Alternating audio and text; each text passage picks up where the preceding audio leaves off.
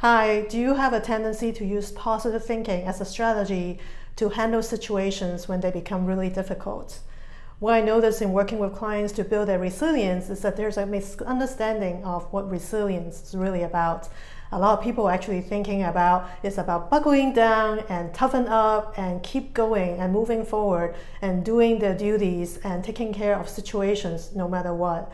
And what that also means is that when there's some unpleasant feelings or thoughts that show up, they just shovel them in the closet and override with the urgency or the positive thoughts to keep them going.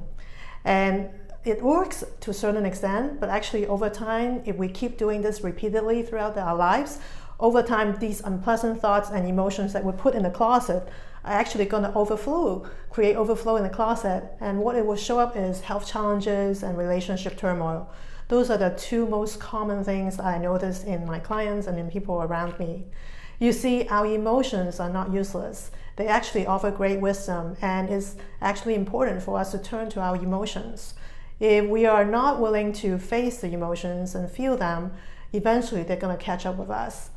And so what I'm going to offer you today is a process, a very simple process that you can start connecting with those unpleasant thoughts and emotions so that you can create greater opening and allowing your innate wisdom to show up. So before I share the practice, I want to give you an example of what happens to this client of mine. It was about a week ago. I was working with a woman and she is in her mid-70s. And she was telling me that she doesn't really see a future with her husband, but they have been married for so long, and because her husband is turning 80 and she is in her mid-70s, she doesn't really see herself leaving the marriage. And so it's just a matter of how is she going to move forward in life with her husband in her life. As she was talking to me about the situation, she felt enormous grief within her. And I asked her, on a 10-point scale, 10 being very sad, 1 being not at all where she was, and she was saying that it was about a 7. And she was even saying that, I'm going to cry after my session with you. And I walked her through a process, and it's basically about connecting with that grief and allowing her to feel into that and connect with the body. And during that process, she actually was able to connect that grief with something older. It's not necessarily really about the relationship with her husband, but it's about a comment her mother made when she was 5 years old. So this is a woman that is in her 70s, and she was telling me that something from her mother when she was 5 years old was creating this imprint, if you will, that is kind of affecting how she's in her relationship, even though when she is in her 70s. So when we completed the process, I asked her, on a 10-point scale again, where she was, and she was like, almost as if she doesn't even remember she was feeling really sad. She was like, maybe it's 1 or 2. And so that's great, right? So from a 7 to 1, that's a huge improvement.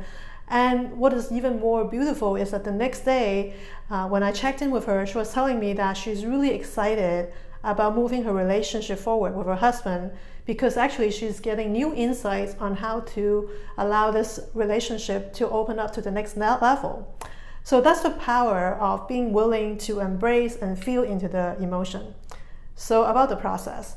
So there are a few steps here. The first one is think of a situation or people or person that agitates you or annoys you or upsets you, and allowing that feeling or thoughts to enter into your body and feel where it is in your body the strongest.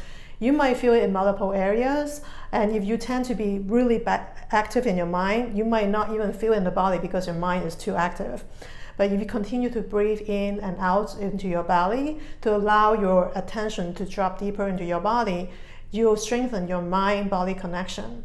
And as you consider that situation or the person, and noticing the unpleasant thoughts and feelings, and see where it is strongest in your body. And let's say it is on my right shoulder, and I'll just direct my breath with my attention to my right shoulder and just breathe in and out.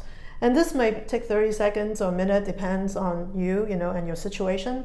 And you breathe into that and allowing the sensation to shift, and no judgment whether it gets stronger or less, just allowing that sensation to be whatever it is, and you just keep breathing as a way as if you are holding a friend, being really present with your friend.